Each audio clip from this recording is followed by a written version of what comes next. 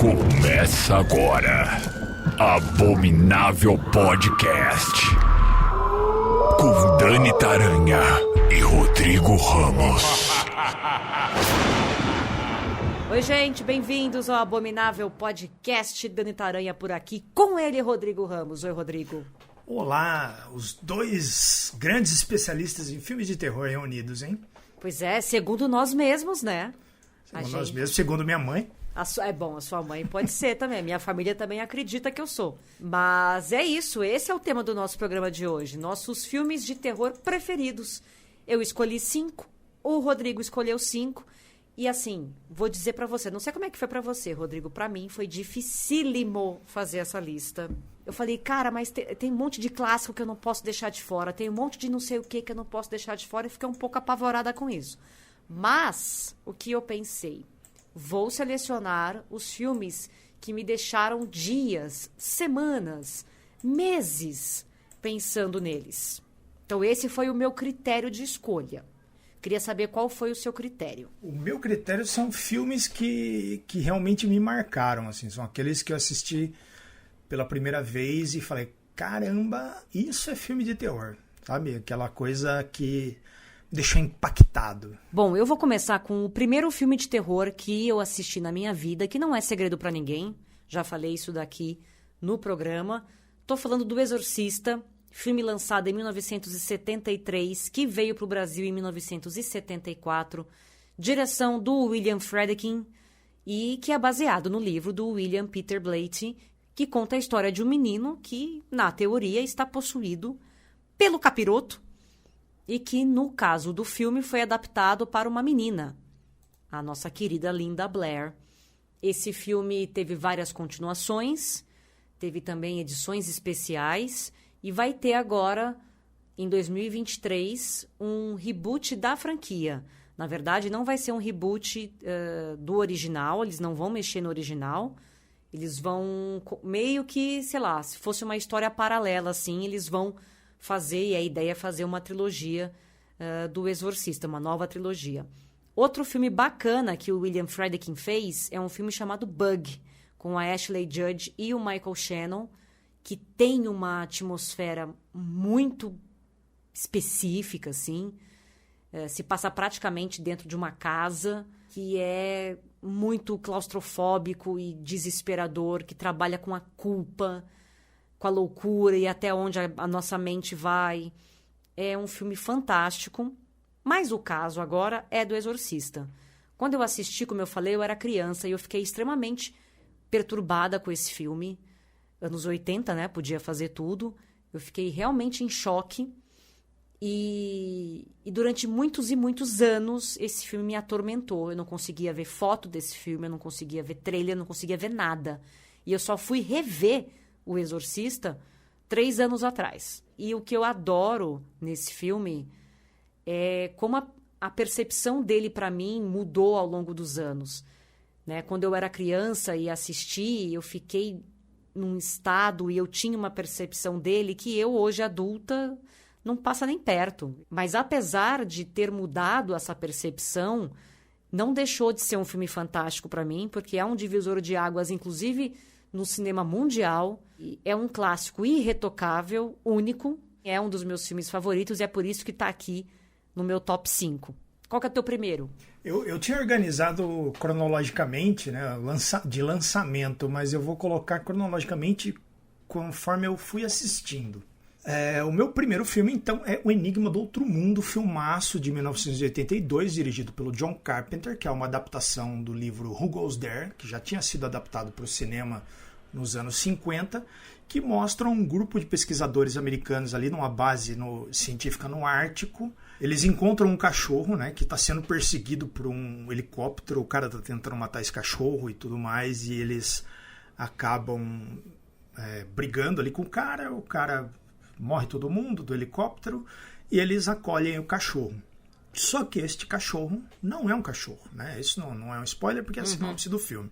Esse cachorro é uma criatura que assume qualquer forma, e assim ela se infiltra nessa base, e aí começa um clima de claustrofobia e paranoia, né? Onde ninguém sabe mais quem é humano, quem é alienígena.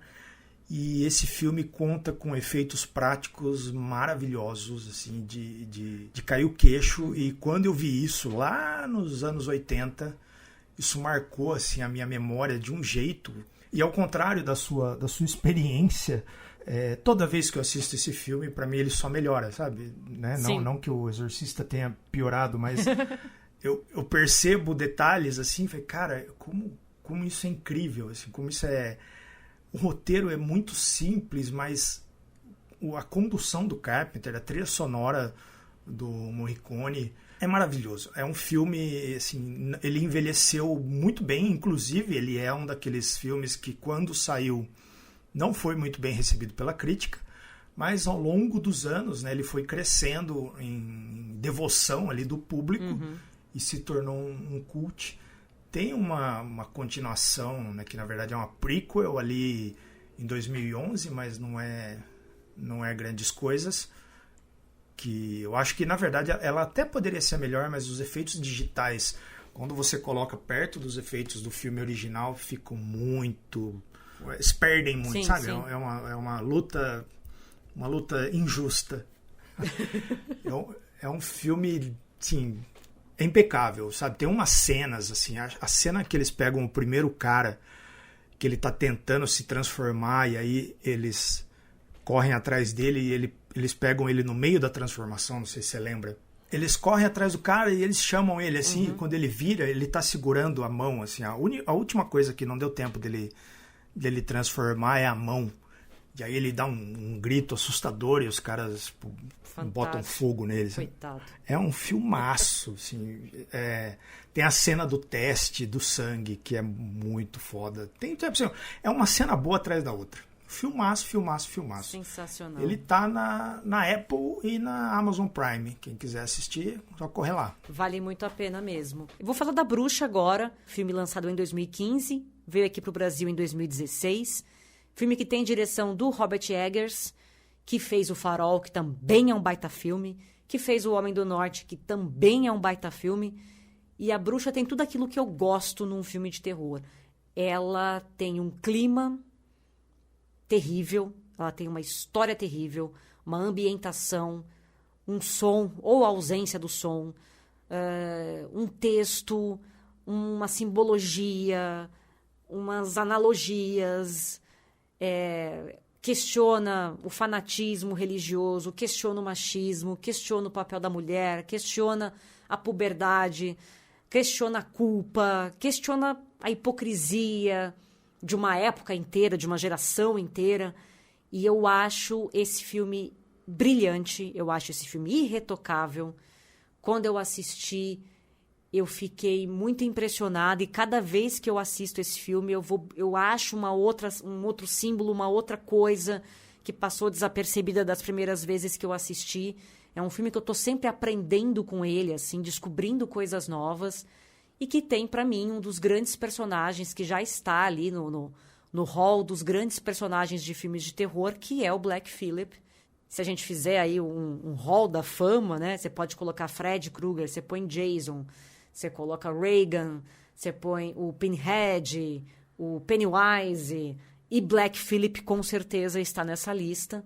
E uma das últimas cenas desse filme, os minutos finais da Bruxa, são uma das melhores coisas que eu já vi na vida. Me impactou demais. A sensação que eu tive foi de frio na espinha, assim. Foi um gelado que percorreu a minha alma. Tipo, a alma saiu do corpo e voltou. Pra mim é fantástico, não é à toa que eu tenho uma tatuagem do Black Phillip na minha perna, porque a simbologia desse bode vai muito além do que as pessoas acham, assim. E é fantástico. Quem não assistiu, assista. Quem assistiu, veja de novo. E se você não gostou é porque você viu errado. Eu vou continuar defendendo os filmes que eu gosto. Teu segundo, qual que é? O meu segundo é Hellraiser, Renascido do Inferno, um filme de 1987, escrito e dirigido pelo Clive Barker, adaptando para o cinema uma noveleta dele mesmo. Noveleta é uma boa palavra, sabia? Uma noveleta, né? Não é um romance, não é uma novela. É uma noveleta. É maiorzinho que um conto, mas menorzinho que uma novela. Boa. E conta a história de uma família que se muda, né, para casa onde o irmão do pai, né, que seria o tio Frank, ele morreu, né, ele desapareceu e eles mudaram para casa. Ele era um cara, como que se chama, um hedonista, né, aquele cara que vive pelo prazer, buscando o prazer de todas as formas. E acabou se envolvendo com o Cubo das Lamentações, eu não sei como que vocês chamam aí, os fãs de Hellraiser, aí cada um acaba chamando de um jeito, mas eu sempre lembro dos quadrinhos e acabo sempre chamando de Cubo das Lamentações, que é uma caixinha ali que você abre um portal pro inferno. Que legal, onde né? Vivem os... né? Que é melhor, que é coisa, passatempo melhor que esse. Cubo mágico. Cubo mágico.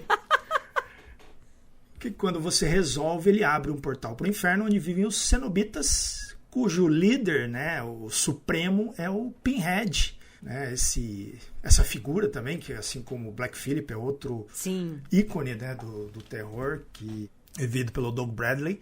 E assim, ele é um filme... Ele, ao contrário do Enigma do Outro Mundo, eu acho que algumas coisinhas neles envelheceram um pouco mal. Tá. Mas ele tem um clima sujo, assim, uma coisa... Eu gosto de filme de terror quando você assiste e te dá a impressão que você não deveria estar assistindo, sabe? Coisa... Uma coisa meio proibida, assim, né? Meio proibida. Eu acho que o cara conseguiu... O Clive Barker, por ser uma história dele, né? De ser um conto dele, uma criação dele, ele conseguiu levar esses detalhes pra tela, sabe? Se fosse outra pessoa, talvez... tivesse deixado tudo muito limpo, tivesse tudo deixado muito padrãozinho assim. E por ser um filme pequeno, um filme quase independente ali, dirigido por ele, produzido por ele, ele conseguiu trazer toda essa sujeira do sexo, da violência, da perversão, né, que envolve a história original. E ele tem efeitos maravilhosos. Tem a cena que o Frank volta, né, quando ele... é muito louca.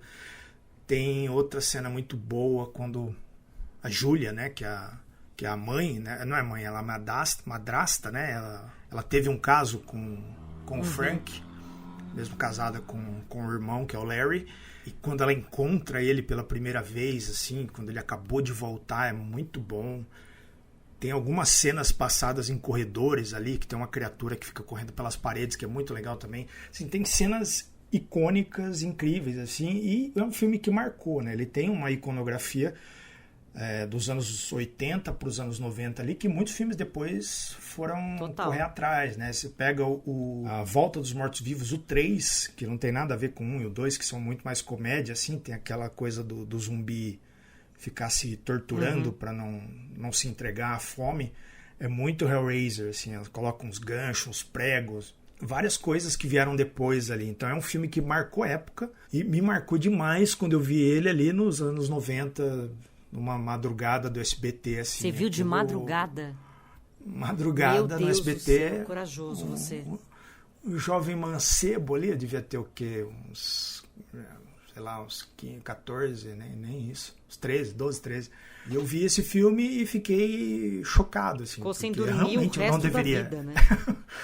Eu realmente não deveria estar vendo aquilo, né? E aí eu fui atrás de tudo, assim. Eu tenho os quadrinhos, os filmes, os livros, né? Sou apaixonado pelo Hellraiser. Realmente me marcou, assim. Eu acho um filme que merece ser conhecido, sabe? Talvez as pessoas hoje em dia achem, nossa, tem umas coisas meio esquisitas ali, né? Feita com os efeitos especiais da época, mas presta atenção nas entrelinhas, sabe? Sim. Ignore o visual ali, presta atenção no que o filme está falando. É um filmaço. Tá na Amazon Prime, dá pra ver ali, tranquilinho. Boa. O filminho, ele não é muito longo, mas é uma porrada. Ele é mesmo. Eu até hoje tenho aflição de assistir, sabia? Às vezes quando passa, assim, eu tô meio à toa, eu acabo assistindo, mas até hoje ele me incomoda. E vai ter, né? Vamos fazer outro aí. Vai ter um novo, uma série. Eu vou abrir um parêntese aqui, porque eu acabei de me deparar com uma informação que os nossos ouvintes precisam saber. Diga. Em Portugal, Hellraiser se chama Fogo Maldito. E a gente reclama dos nomes aqui no Brasil. Meu próximo filme é Hereditário, filme de 2018, direção do Ari Aster. que fez um outro filme incrível chamado Midsommar e que vai estrear em breve o Disappointment Boulevard com o Joaquin Phoenix. Gosto muito do Ari Aster. E Hereditário é um filme que eu fui assistir no cinema numa sessão para jornalistas, essas sessões especiais que às vezes as produtoras fazem. Eu sentei na cadeira, estava um friozinho, né, por conta do ar-condicionado, eu cruzei a perna, coloquei minhas mãos entre os meus joelhos e eu fiquei nessa mesma posição até acabar o filme. É o único filme até hoje que me deixou na mesma posição corporal, de tão tensa que eu fiquei e assustada e horrorizada com o que eu estava assistindo, porque eu fiz questão de não ter lido nada sobre Hereditário. Eu fui pro cinema sem nem ver trailer, sabia que começava com o velório da avó da família ali, e que a família ia passar por um processo de luto. Era só isso que eu sabia de Hereditário, e fui assistir. E nos primeiros 15 minutos, meu mundo caiu. Meu mundo caiu. Porque acontece uma reviravolta ali no filme, que eu falei, gente, se não é isso, sobre o que é esse filme? E aí eu fui surpreendida por um roteiro satanista, Sem Medo de Ser Feliz. Fui surpreendida por uma atuação da Toni Collette que eu jamais vou esquecer e que eu não me conformo até hoje, dessa mulher não ter ganhado um Oscar por esse filme, porque ela leva o filme nas costas e ela está fantástica, ela está entregue. E me surpreendi também com os minutos finais de Hereditário, onde é mostrado ali um presépio satanista que é de uma beleza e, ao mesmo tempo, de uma coisa horrorosa, de um desespero. E poucas cenas me impactaram, tanto no cinema de horror, como esses segundos finais de Hereditário. E vou seguir a mesma linha da bruxa, né? Se você não gostou de Hereditário, você viu errado.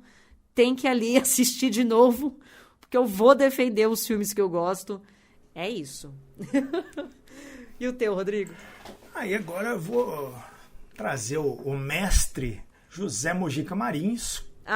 Que legal. A estreia, né, do Zé do Caixão em A Meia-Noite Levarei Sua Alma, que é um filme de 1964, que conta a história do coveiro Zé do Caixão e sua busca, né, pela mulher ideal que vai gerar o filho perfeito e dar continuidade ao seu sangue. E o filme é, assim, eu não consigo imaginar isso no Brasil de 1964. Se hoje em dia o Brasil é assim, né, que a gente tem alguma coisinha, a galera já cai matando aí, já quer boicotar, já quer abrir processo, leva não sei aonde.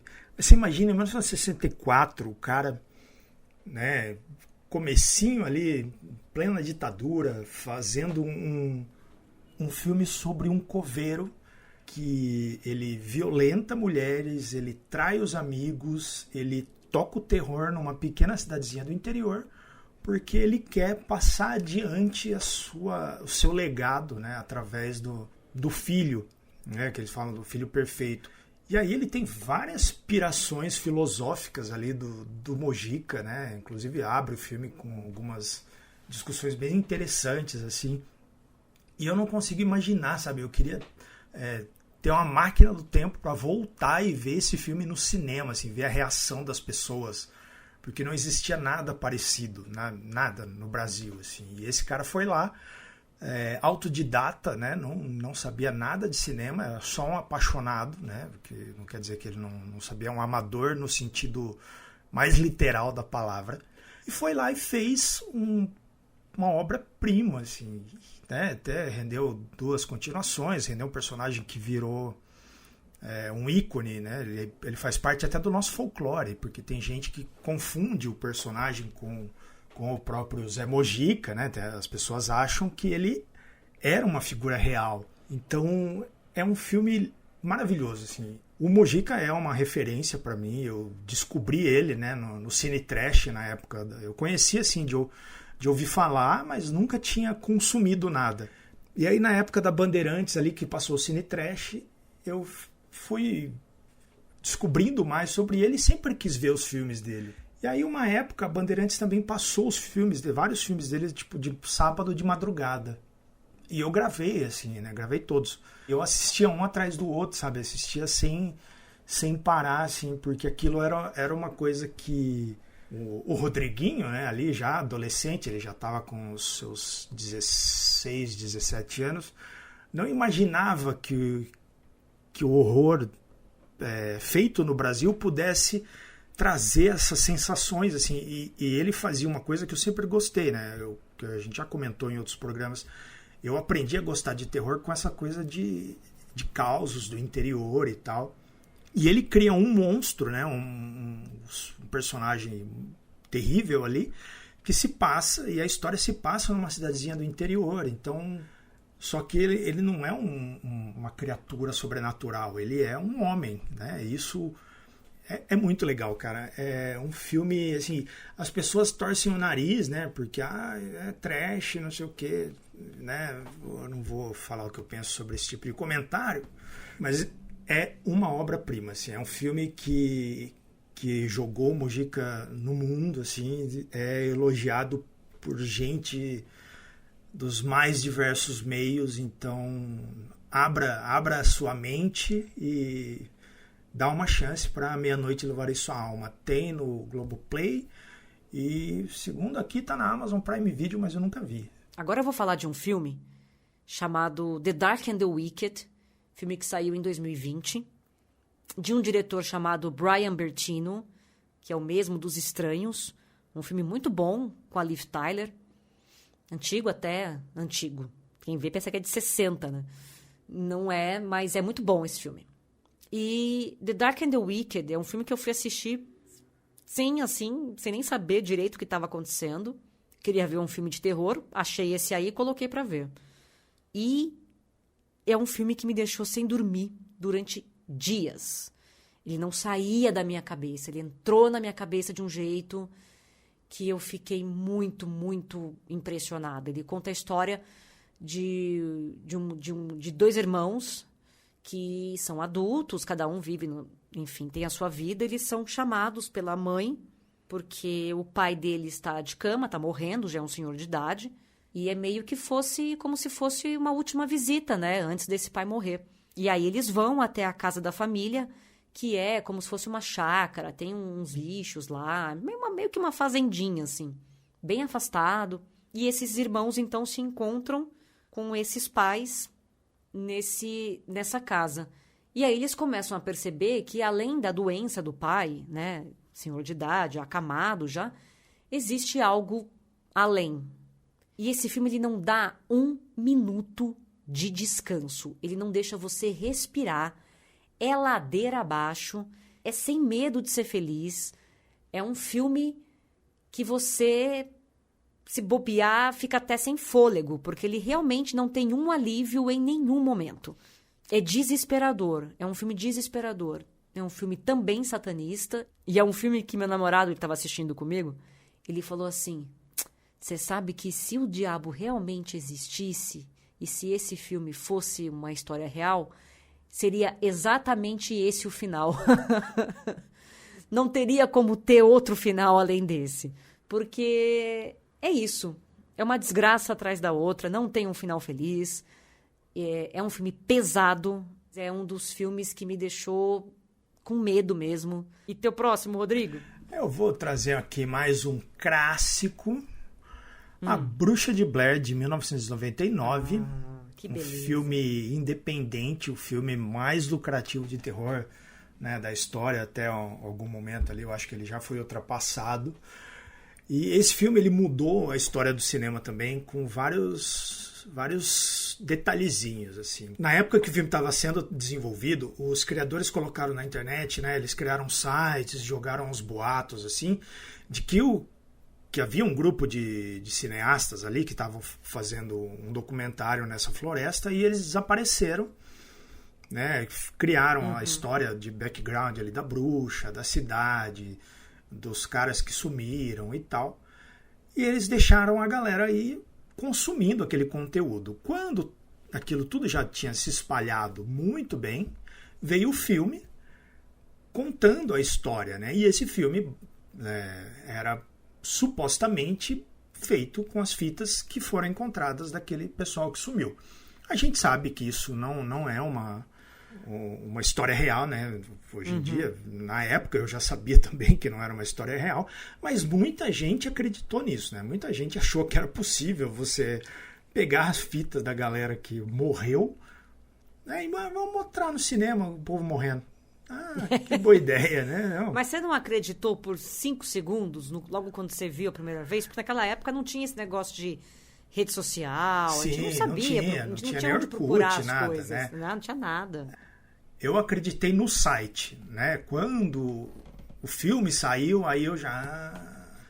sem vergonha. Já sabia, sem assim, mas o vergonha. site, quando começou a galera comentar, eu fazia parte de alguns grupos de terror ali, que jogava essas notícias e tal, eu falei, olha, que doideira.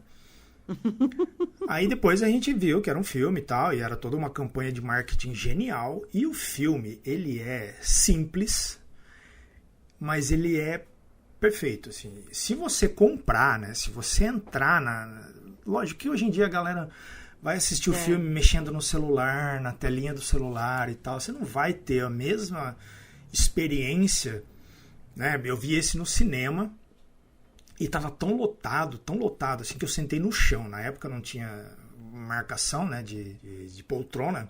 E tinha gente sentada no chão e tal, nos corredores, assim, de tanto sucesso que o filme fez na época. E o povo saiu, assim, metade do cinema saiu chocado e metade saiu puto, né? Porque, o filme não tem final. Eu lembro, fui assistir também no cinema. E eu saí, assim... Eu queria voltar e assistir de novo, sabe? Eu lembro que eu fui com o pessoal da faculdade, assim, e eu queria entrar, sabe? Tipo, criança, assim, de novo. Porque pra mim aquilo era o mais perfeito horror, assim, sem exceções, sem excessos, né? Sem exceções, não. Sem excesso, sabe? Quando você tira tudo que falta, que não agrega nada, assim, e deixa só o coração do terror ali. E pra mim aquele filme era... A Bruxa de Blair é isso, sabe? Você tem pessoas perdidas na floresta, atrás de uma coisa que eles não sabem se existe, e eles vão sendo tomados pelo medo ali, e o medo de escuro é o medo mais comum, né? É o medo mais primordial, assim, das pessoas. E eu acho que ele ataca, assim, esses pontos com muita perfeição.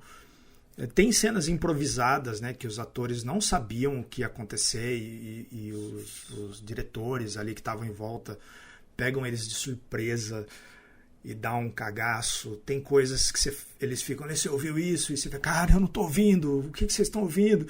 E aí você vai aumentando e eles começam a gritar, e você, ai meu Deus. É perfeito, sabe? Eu acho, é incrível, eu continuo toda vez que eu assisto, eu continuo envolvido. Não é um filme que... você já viu o final, ele tem um final surpresa, e aí você pega... né, como tem, sei lá, alguns que tem que dependem do plot twist, e aí você... A partir do momento que você sabe o segredo, ele já não tem mais graça, né? Mas nesse não, porque o que me encanta nele é como ele é montado, sabe? Com só o mínimo, né? Um filme minimalista e é extremamente eficiente, assim, eficaz. Eu fui enganada 2 vezes pelo cinema. A primeira com Bruxa de Blair e a segunda vez eu fui enganada por Contatos de Quarto Grau, que a Mila Jovovich me deu uma enganadinha, de, sei lá, 10 minutos, talvez. Mas, não, A Bruxa de Blair é um filme que lançou um gênero praticamente e que nunca mais vai poder ser repetido da mesma forma. Não, ele tinha toda aquela tempestade perfeita, assim. Ele estava no começo da internet, ele era um gênero que já existia, mas não era muito conhecido do público. Então ele surgiu no momento certo, fez o barulho merecido, assim, ganhou a grana monstruosa. Nossa. Aí teve 2 continuações, né? Uma que nem é found footage, que eu nem acho tão ruim, mas eu assisti esse fim de semana a Bruxa de Blair de 2016, eu acho. 2016, que, rapaz, pra ser ruim ele precisa melhorar muito. Bruxa de Blair é um filme único. Sim. Para ali, tá bom demais. Bom, meu último filme é A Vigília, um filme que saiu em 2021 nos Estados Unidos. Ele foi feito em 2019. Eu nem sei se ele foi lançado aqui no Brasil. Tenho lá as minhas dúvidas. Se ele foi direto para streaming ou direto para algum serviço de on-demand. Mas é um filme que tem direção do Keith Thomas, o mesmo diretor do remake de Chamas da Vingança. Esse remake aí seu não foi bom não, viu? Mantenha aí, tivesse ficado na Vigília, teria garantido. Mas enfim, A Vigília conta a história de um judeu ortodoxo que está se afastando da religião por N motivos, que depois você vai entender ao longo do filme. E ele está com uma certa dificuldade de se adaptar, tem uma certa dificuldade em se relacionar, em tecnologia, enfim, com uma série de coisas. Ele está precisando de grana e ele é abordado por um amigo dele que continua na religião, oferecendo um trabalho para ele, um frila, vamos assim dizer. O que é esse frila? Um dos senhores da comunidade judaica faleceu e eles estavam precisando que alguém fizesse a vigília deste senhor. Dentro do que eles acreditam, é necessário ficar ali, acho que são 4 ou 6 horas, eu não lembro, vigiando este corpo, olhando este corpo, para que ele seja encaminhado em paz e que nenhum espírito ruim se aproxime dele, enfim. E aí esse amigo oferece dinheiro, tal. Num primeiro momento ele recusa, ele falou, não, eu não quero mais nada a ver com a religião, eu estou muito fora disso. Aí o amigo insiste, não, mas, poxa vida, não tem quem faça, quem ia fazer não vai poder mais fazer, a gente não pode deixar a família do senhor desamparada. Enfim, ele aumenta o valor do cachê e o sujeito aceita. E o filme se passa, sei lá, 99%, 95% dentro de uma casa, que é a casa onde está o cadáver desse senhor e onde está a viúva desse senhor. E aí o que era para ser algumas horas tranquilas na madrugada vira um pesadelo. Você tem ali a questão sobrenatural, que é muito forte, e que você vai descobrindo e tem uma fotografia muito bacana, porque você está vendo ali a cena e você não lembra se aquela luz estava acesa ou não, ou se aquela luz já estava apagada ou não, ou se aquele vulto que passou é um vulto mesmo ou é um jogo de câmera, sabe? Você vai meio que descobrindo e você tem as mesmas dúvidas do personagem, porque ele também não sabe o que está acontecendo. Os olhos dele também estão sendo enganados, assim como os seus. E eu acho ele fantástico, porque com o desenrolar dele você descobre uma questão psicológica vinda de uma tragédia familiar que, meu Deus do céu, é desesperador. É um filme que fala de culpa e até onde a nossa cabeça pode nos levar, assim. E chegou no final do filme, eu queria abraçar o personagem principal, sabe? Dizer pra ele que vai ficar tudo bem, que, cara, que a vida continua e que vai ficar tudo certo. E eu achei fantástico. Então, assistam A Vigília, procurem, não sei onde tá. Procurem aí. Se eu achei, vocês acham também. A gente trouxe bem dividido aqui. Eu com minhas velharias e você com as coisas mais atuais, né? Bem... Pois é, eu trouxe coisas novas, assim. Engraçado, tirando O Exorcista, né? Eu trouxe filmes de 2000 pra cá. E agora vou pro meu mais velho da lista, que é Os Inocentes. É um filme de 1961, dirigido pelo Jack Clayton, com diálogos adicionais de Truman Capote, que é uma adaptação da A Outra Volta do Parafuso, né, que é um romance do Henry James, que conta a história de uma governanta que ela é contratada por um sujeito muito ocupado lá, né, que é viúvo, e ele tem 2 filhos pequenos, né, uma menina e um menino, que moram numa mansão afastada. E ele viaja muito, trabalha muito e tal, e ele precisa deixar uma mulher cuidando deles lá, né? Porque para ter uma figura materna, para cuidar deles, para ensinar, né? Nessa época eles aprendiam em casa e tal. E aí, quando ela vai morar lá com eles, a menininha tem algumas visões, né? Com a outra governanta que morreu. E aí ela vai se aprofundando na história, né, do passado, do que aconteceu com a governanta. Tinha um caseiro também, né? A governanta se envolveu com esse caseiro. E aí você fica... o romance ele te dá uma certa ambiguidade de se aquilo realmente está acontecendo ou se tudo é um medo, uma paranoia da governanta, que aqui nessa versão é vivida pela Deborah Kerr, lindíssima. E aí, a versão de 1961, esse livro tem um monte de versões, tá? Tem Os Órfãos, de 2020, tem A Maldição da Residência Hill, eu acho que é a segunda temporada, né? É uma adaptação da Outra Volta do Parafuso. Tem Através das Sombras, que é uma adaptação brasileira. Mas eu acho esse muito mais interessante porque ele foi filmado em 1960 e ele, assim como outros filmes de terror da época que envolviam fantasmas e tal, como The Haunting, né, que é o Desafio do Além, é que ele fala também sobre repressão sexual.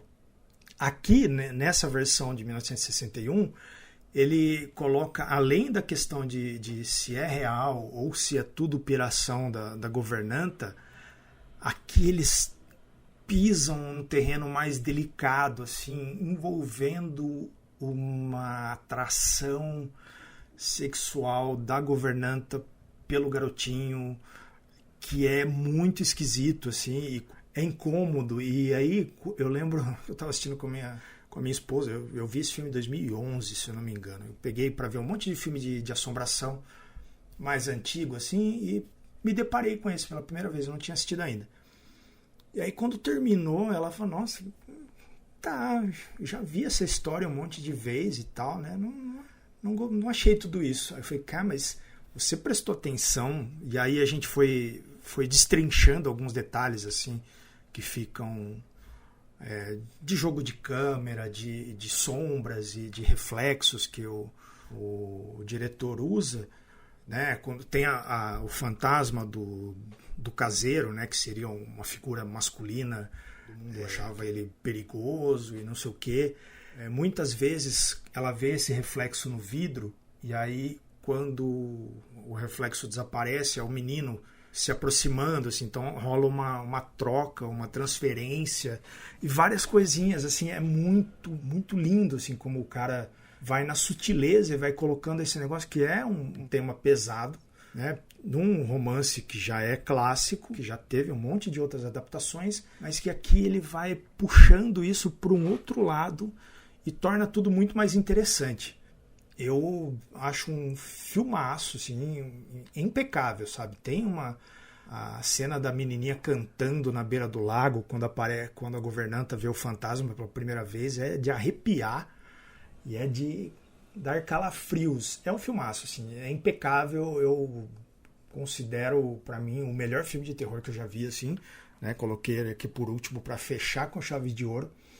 Infelizmente eu não encontrei ele em nenhum streaming, mas ele saiu por aqui numa edição em Blu-ray da Versátil, mó bonitona, assim, então recomendo quem quiser conhecer. Bom, gente, essa foi a nossa lista, né? O meu top 5 do Rodrigo de melhores filmes de terror do universo, segundo nós mesmos, tá? Segundo nossa opinião própria de si mesmo, de si próprio, enquanto ser humano vivo neste planeta. É isso. Coloquem aí a sua listinha de top 5 aí, vamos conversar sobre eles, porque adoro listinhas, adoro debater listinhas. Participe então no nosso Instagram, que é o @abominávelpodcast, e a gente se encontra por aí. Um beijo, Rodrigo, e até a próxima. Beijo. Abominável Podcast. Siga-nos no Instagram, @abominávelpodcast.